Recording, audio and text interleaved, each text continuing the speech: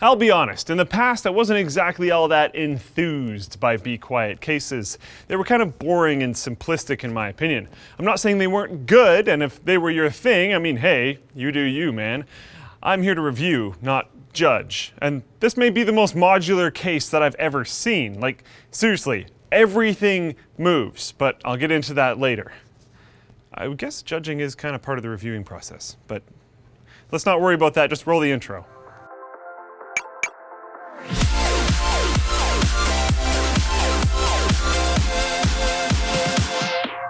Intel's Skull Canyon NUC features a 6th generation Core i7 processor and Thunderbolt 3. Learn more at the link in the video description down below.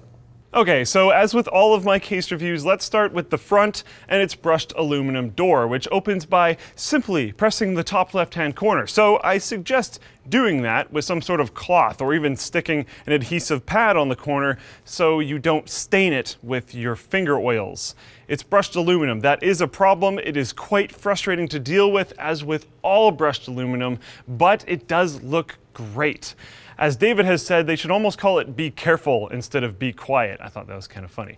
And that's why I'm wearing these gloves. It makes handling the case much more easy. On the reverse side of the door, there is also some noise dampening materials, which does kind of fit the Be Quiet name a little better. Revealed by the door and starting at the top is a fan speed controller switch and an LED switch featured only on the Pro model. Two 5¼ bays so you can install optical drives to use as drink holders, an easily removable fan filter for your front fans, and a giant pull tab to remove the fan filter for the entirety of the bottom of the case, including the power supply way at the back. Also note that you need to remove this large fan filter in order to take off the front of the case, or you'll end up in a funny situation.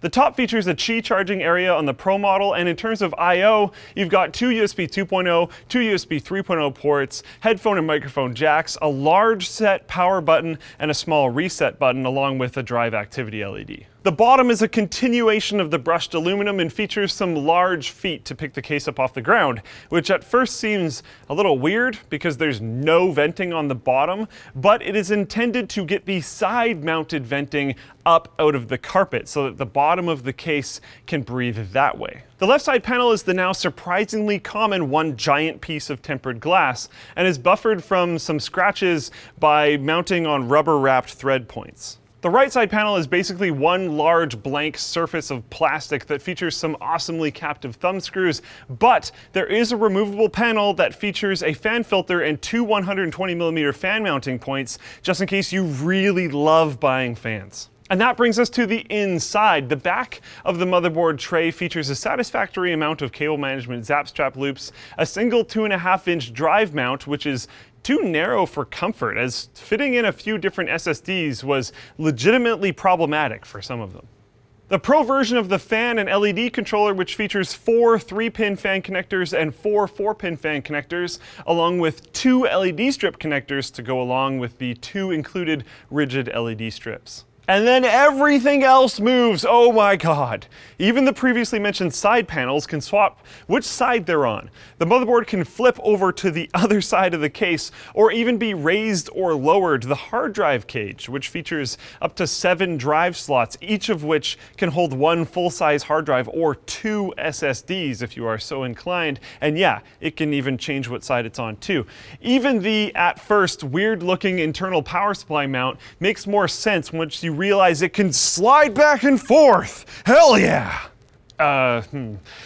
Anyways, almost nothing on the inside of the case is in a permanent position. This would allow you to have your computer on the other side of your desk or have the front pointed away from you, but still have the internals shown in through all of their glory through that tempered glass side panel. Two gripes that I do have though are, 1, due to the excessive amount of thumb screws on the back of the hard drive stack, you'll have a hard time properly using a right angle SATA cable here, and due to the cable management hole positioning and standoff height for the motherboard, they're not great to use there either, which might cause some problems.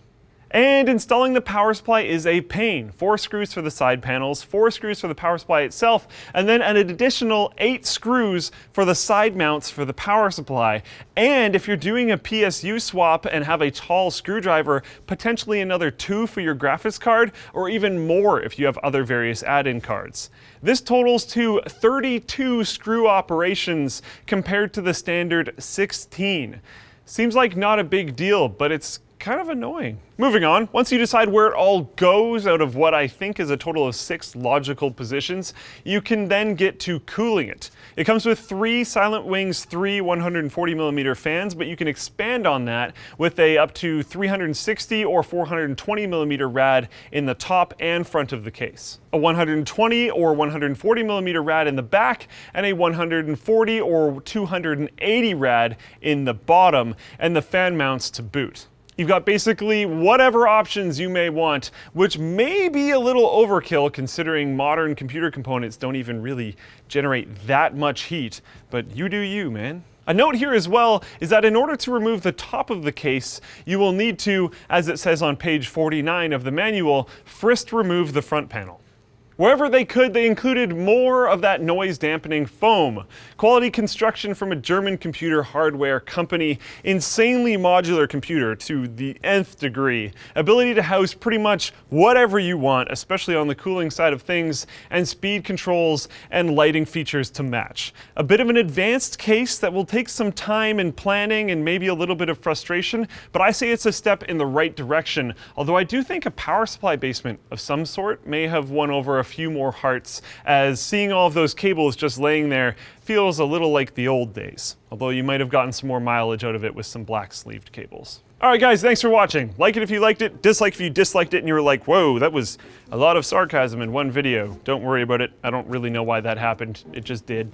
Meh. Actually, it looks beautiful once you're done. It is just a little bit frustrating to build in.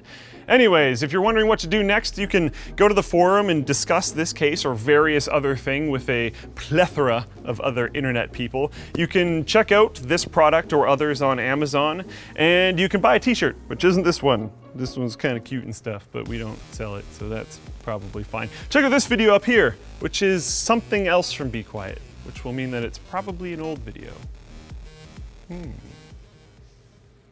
I'm gonna just leave now.